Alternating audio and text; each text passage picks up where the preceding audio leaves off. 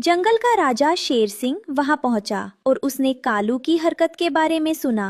कालू, तुमने अपराध किया है।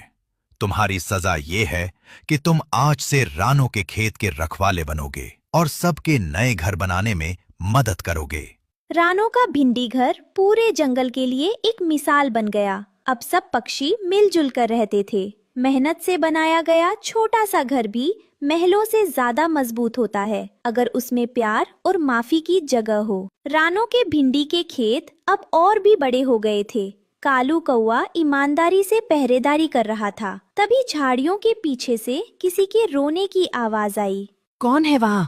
काऊ काऊ, सामने आओ वरना मैं सबको बुला लूंगा।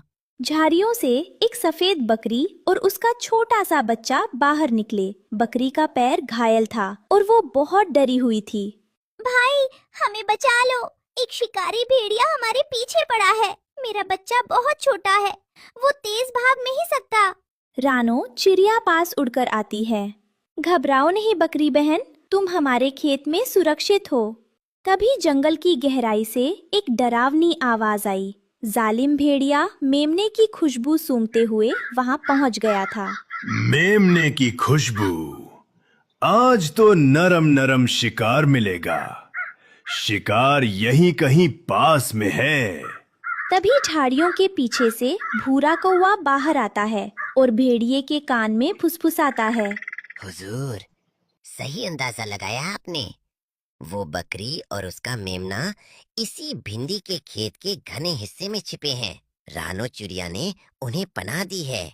शाबाश भूरे, तूने सही खबर दी। आज उस बकरी के साथ साथ इन चहकने वाले पक्षियों का भी काम तमाम कर दूंगा। रानो को लगता है कि उसकी भिंडी की दीवारें मुझे रोक लेंगी। भेड़िया बहुत बड़ा था। रानो चिड़िया जानती थी कि भिंडी का घर पक्षियों के लिए है, बकरी उसमें नहीं समा सकती। कालू भाई, बंटी भाई, जल्दी आओ, हमें इस भेड़िए को भटकाना होगा। बकरी बहन, तुम मुन्ना को लेकर उन ऊंची घनी भिंडियों के पीछे छिप जाओ। जैसे ही भेड़िया खेत के पास आया, कालू और बंटी कबूतर ने उसके सिर पर चोंच मारना शुरू कर दिया। भाग यहाँ से जालिम, यहाँ तुझे कुछ नहीं मिलेगा। हटो गंदे पक्षियों, तुम मेरा रास्ता नहीं रोक सकते। रानो ने एक और योजना बनाई। उसने भेड़िए को उस तरफ बुलाया जहां भिंडी के सूखे और नुकीले डंठल रखे थे। इधर आओ भेड़िए भाई, बकरी तो इस तरफ गई है। भेड़िया लालच में भागा और भिंडी के सख्त रेशों और कांटों में उलझ गया। वह जितना निकलने की कोशिश करता, रेशे उतने ही कसते जाते। ये क्या बला है, मेरे बाल खींच रहे हैं, मुझे छोड़ दो। भेड़िया अपनी जान बचाकर वहां से भाग जाता है। आज तो तुम बच गए रानो, पर याद रखना, रात फिर आएगी, मैं वापस आऊंगा और इस बार कोई कांटा मुझे नहीं रोक पाएगा। भेड़िया भाग गया, पर खतरा अभी टला नहीं था। बेला बकरी और मुन्ना मेमना कांपते हुए सुरक्षित बाहर आए। रानो बहन, तुमने आज एक माँ का सुहाग और बच्चे की जान बचा ली। बहन, खुश होने का वक्त अभी नहीं आया है। भेड़िया हार कर गया है, मानकर नहीं, वह फिर हमला करेगा। हमें इंसाफ के लिए राजा शेर सिंह के दरबार जाना होगा। रानो चिड़िया कालू और बकरी के परिवार को लेकर राजा शेर सिंह के दरबार पहुंची।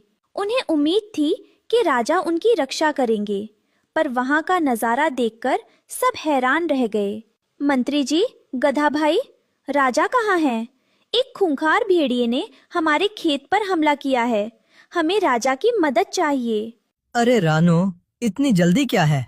राजा साहब तो आज सुबह सुबह शिकार पर निकले हैं, उन्हें आने में अभी 2-3 दिन लग सकते हैं। 2-3 दिन? गधा भाई, तब तक तो भेड़िया हमें कच्चा चबा जाएगा। आप कुछ कीजिए, आप तो मंत्री हैं।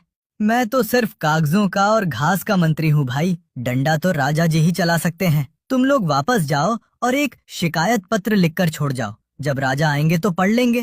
पर मंत्री जी, तब तक हम कहाँ सुरक्षित रहेंगे? वो तुम जानो और तुम्हारा काम। मेरी घास का वक्त हो गया है, अब जाओ यहाँ से। दरबार से निराश होकर लौटते समय रानो का सिर झुका हुआ था, पर उसका हौसला नहीं टूटा था। रानो बहन, अब हमारा क्या होगा? राजा साहब नहीं है और मंत्री गधा को हमारी फिक्र नहीं। भेड़िया हमें ढूंढता ही होगा।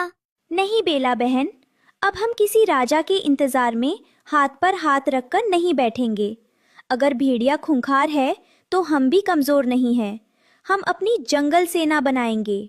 पर रानो, एक भेड़िया और हम छोटे पक्षी, हम उसका मुकाबला कैसे करेंगे?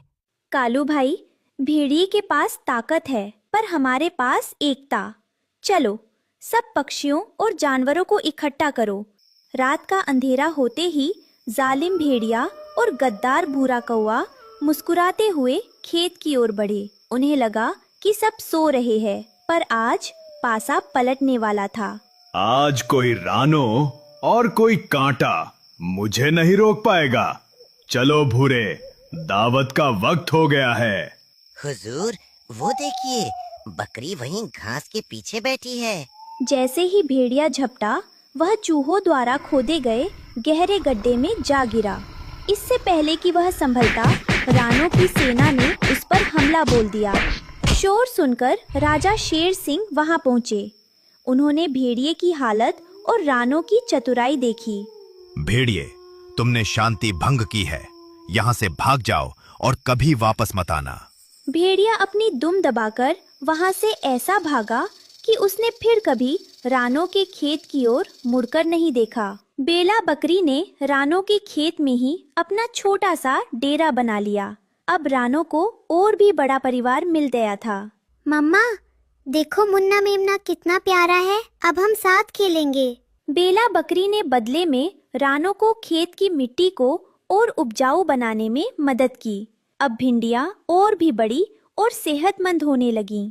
पूरे जंगल में रानों की बहादुरी के चर्चे थे। पक्षी और जानवर अब मिलकर रहने लगे थे।